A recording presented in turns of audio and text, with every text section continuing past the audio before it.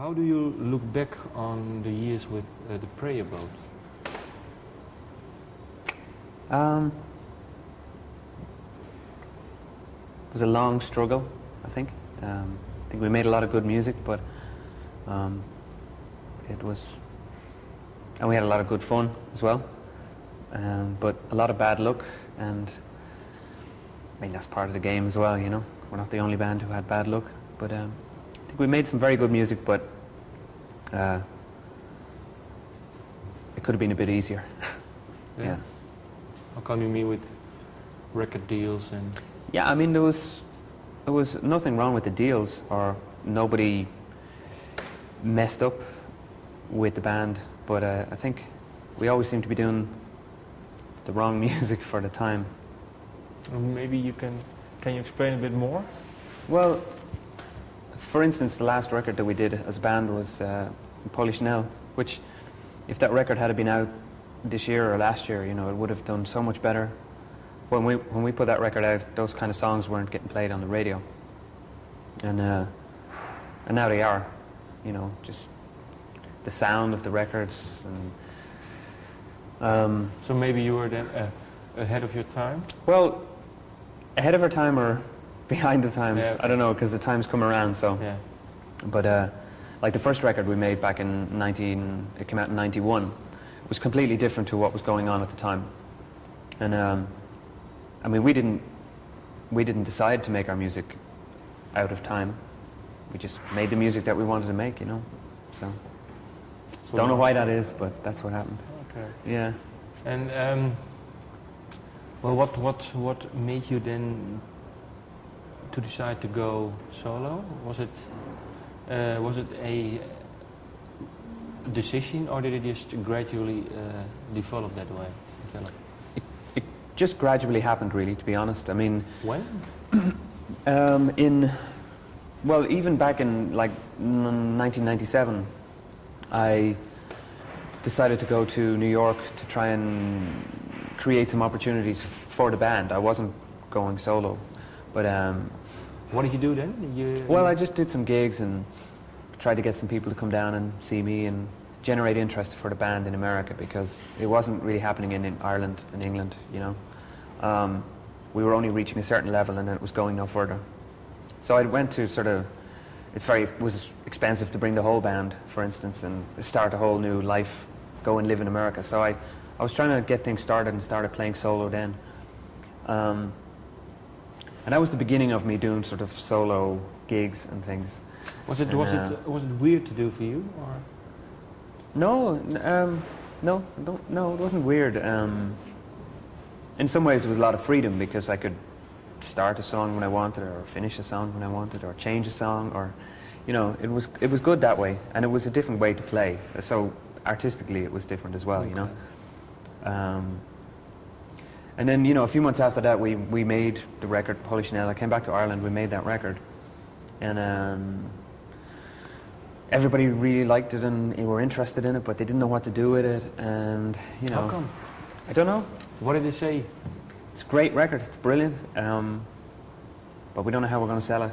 Okay. And so for instance, I signed a deal with Sony in LA, and they wanted to add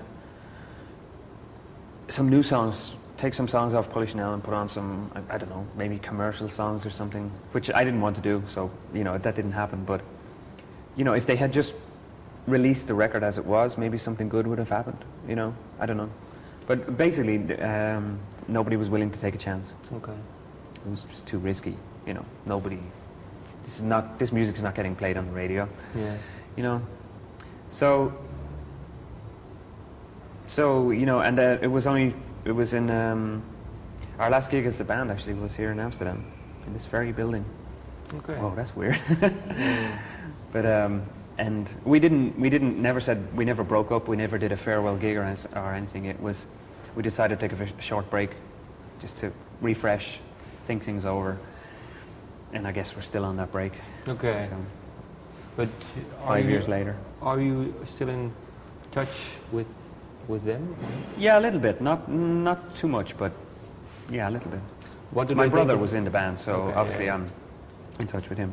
What do they think of your solo album? I don't know, Okay. actually. Yeah. I don't know. I'm not sure they heard it. I mean, the album only came out 3 months ago. Yeah. And I saw them 2 months ago. So that was the last time that I've seen the other guys from the band. So Okay. And I don't think they'd had a chance to hear it at that point. So. Okay. Mhm. And at what time period has the album been written? Actually, well, quite because it was the first time for me to work with a producer, and we did draw songs from. With Victor. Yeah, Victor Van Vogt, and we drew songs from the past as well, songs that weren't recorded by the Prayer Boat and things like that. So most of the songs are new, but there's maybe 3 songs in there that are older And songs. how old is older? Well, the oldest song on there would be 10 years, maybe. Okay. 10 years old. Yeah. And why did you record it with the Prayer Boat? Was it something? It didn't fit with the band. Or? Didn't fit with the band, I guess. Yeah. Yeah. I mean, I lose interest in my own songs. You know, you start to focus on the future, and you want to write more songs. So, you know, if something doesn't happen with it fast, then you take your attention away from it. But that doesn't mean that there's anything wrong with the songs. So, Yeah. in making this record, my first solo record, I basically gave everything that hadn't been used before for people in the record company and producer, you know. And was there a lot that you didn't use, but had already written? What if? Yeah, well, yeah. 10, 25? About 20. 20, Yeah. okay. Yeah. So But 20 you that could- I would have considered, you know, that I had considered re-recording for this solo album, you know. So you can make a new album within a few weeks then? Yeah, it's possible. If you yeah. want to. Yeah. I mean, that said, I mean, maybe they're all ballads, or maybe they're all really Yeah, fast okay. songs, or you know, maybe they've all got banjo in them, you know. Yeah. And well, the album I read it has been recorded in 2003, but mixed Yeah. in 2004. Yeah. Well, mixed for the mastered. We mastered yeah. it twice. That's right. We Why? recorded it mixed. Well, there was a kind of a mistake made with the first mastering, and then instead of correcting the mistake, they took it off to a completely different place, and that wasn't what we wanted. It was very American radio sound to it. So, and then so we went back and just corrected the mistake. Which it was. What was the mistake you said? It was radio. Oh well, no. The second time they mastered it was for very geared towards American radio or something. I don't know. Okay. Very hit sounding. You know. Hit sounding. Okay. Where's it on?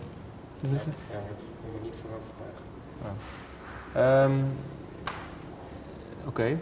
And you also live in Amsterdam. Yeah. Why? Well, shortly after, basically, after being in LA with Sony, I was there for 4 months, and after coming back from that, we had our first and final prayer boat gig in Amsterdam, which is a week after I came back from LA. Mm-hmm. And I didn't really enjoy. I liked LA, but not as artistically. It wasn't very inspiring for me as a writer. So I found myself sitting in a hotel in Amsterdam, just going. And I hadn't really seen the city at all. It was just the feeling of the city just felt so. Oh my God, this is me. This is exactly the right place to be, you know. And can you explain it a bit more? Feeling you had? I don't know. It's just, the feeling of a place that's done a lot of learning and made all its mistakes, and now it's not perfect. It just knows how to work with all its flaws, and then just goes forward. I mean, it's more than just history. It's and culture. It's more than that. I don't know. I mean, I was even thinking about it today, just coming back into Amsterdam. It still gives me the same feeling of just, I don't know, you have to trust it. It's an instinct. You know, you go to some places and you just feel, it just fits And for is you, it- you know. And do you have that feeling in other cities too, or? Well, New York is a little bit like that. Oh, it was founded by people from... Well, indeed, I know, yeah. and many times I've flown from Amsterdam to New Amsterdam. Yeah. Yeah, and I don't. Yeah, I mean those two cities. But Paris I like a lot, but it's not the same, you know. Okay. I don't know. That's good to hear. And why did you call the album Attic Faith? Well, basically, when I was living here in Amsterdam, I was living in an attic. Where? Where? In an attic. No, I mean where? Oh, where? Yeah. Near the Oosterpark. Okay, yeah. And so there was a period of time there while I was writing these songs, and I didn't know if I was going to make a record. And for various reasons, I wasn't gigging anymore because I didn't know when an album would even be recorded, never mind be released. So, you know, I would start doing concerts and less people were coming because they were waiting for the album. And so, but I had these songs, and I guess I felt many times like I was the only person who believed in these, because it was almost just down to me now at this point. And so I guess I felt like I was the only one who had faith in me or what I was going to do. And so, but the term Attic Faith is related to part of Greece, in Attica. Attica in Greece, and there's an expression in English, Attic Faith, which is a belief that just can't be broken down. It's just, it can't be defeated. Okay. And I've read somewhere they compare it with Spanish honesty, whatever that means. Okay. But it's the opposite of Spanish honesty or something. But yeah, Attic Faith. So those things all came together to make sense to me. Okay. That's what I should call my record. So Okay. there you go. And then why did you decide to work with Victor, the producer? Well, he had just finished a record for Atlantic. I don't remember the artist he'd done that record for, but he had just finished it for Atlantic, so he was fresh in their minds when they decided to make my record. And he, you know, they suggested him to me, and I knew him straight away from the work with Nick Cave. So it just, yeah, absolutely. So he came to visit me, and we discussed, you know, our attitude to it and what we were going to do, and it was just perfect. So I never actually went looking for any other producers. But I mean, what did he bring to the album? For you? he just really, he's like one of the musicians, you know, he just really gets stuck in there. He's really on your side, he's not on the record company's side. Not that there's always a battle there, but he just wants to make good music first. Whereas, you know, a lot of times when you hire a producer, they also have another job, which is to deliver something that can be sold. Yeah. So, so just basically from the artist that he had worked with, you know, I knew he would understand what the sound, you know. I mean, we weren't trying to create some particular sound. Just, these are the songs, how best can you deliver my voice and my words, and do you understand what I'm singing about? Do you understand my songs? You know, not that we wanted some big, you know, concept or something in sound, you know. Just somebody who really understood and really liked what I was doing. Yeah. It wasn't a job for him. And it really wasn't a job at all for him, because he went through all the same struggles as us making the record, you know, so, which is, I appreciate. And how do you write your songs? Is there one way, or?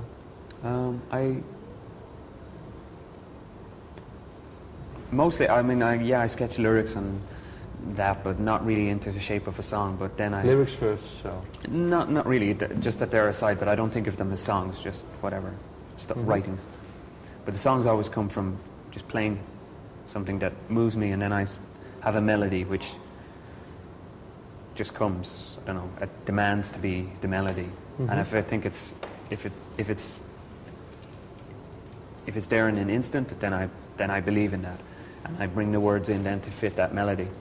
And other times the melody's not quite right, and I spend a lot of time working on that with the lyrics as well. But I put a lot of faith in what your first impression is. Yeah, when you hear, you can even just play a chord on the piano, just go boom, and then whatever that makes you sing, then something that's special. Okay. And the lyrics you write then afterwards, or? Yeah, I write them later. Yeah. But because I twist them a little bit to fit into the melody. Yeah. And do you think about what the song should be about, or is it something that comes when you're just writing the lyrics? Or? I usually think of what it's about, yeah, because I'm taking the words from some thoughts that occur to me or something. So they are already about something. Okay. Yeah. Shall I read out a few? Let's see if you... Let's see what happens, yeah. Okay. Sure. Christmas Street. Yeah. Why is there one S? I was trying to be modern. The way they stick. Yeah, no, maybe a treat and then with an A, maybe. Christmas treat. Yeah, okay. I thought of that as well, but the idea of spelling it that way came to me in an Irish pub in Amsterdam. So, okay. Which one? Mulligan's. Mulligan's. And where is it? It's on the Amstel, Okay. near the Rembrandt plane. Okay, well here we go. I think we already discussed this theme a little bit. All my life I've been trying to belong, but I'm out of time. Yeah, well, there you go. And yeah, that's funny, because that's the only part of the song that was not completely finished lyrically when we went in to record the song. Yeah? And I really wanted to choose the right... It was still a bit vague, what way am I going to sing it, what am I going to sing? Okay. So... Oh, so you had to think about it, yeah. Yeah, I still was thinking about it, so I guess in the middle of making the record, I probably started to think, oh my God, I'm out of time again, Oh, yeah. Mm. Yeah, well, this one, Amsterdam Weeps. Amsterdam weeps, silently moving under the starry light. You had a bad night, or? Well, it means the city is silently moving. Okay, yeah. As you probably well know, the buildings are, Yeah. and, How drunk you mean? That's, you should be a songwriter, yes. Okay. There you go. Okay. And of course, I suppose the Starry Night is a reference to... Yeah, story to Van Gogh. Yeah. Okay. Then the last one, Closer to Happy. I had a reason, now I don't know why, but I had a real good time. The white night's over. What's the white night? Well, a white night is when you stay up all night until the next morning and begin your next day. But which could be a party or it could be just staying up, but yeah. But do you do that often? I used to do it a lot more. Yeah? I don't do it so much now. When I'm on the road, it tends to happen towards the start of the tour, and then you get sensible. But yeah, it used to happen a lot. Okay. Yeah. Okay, thank you. Thank you.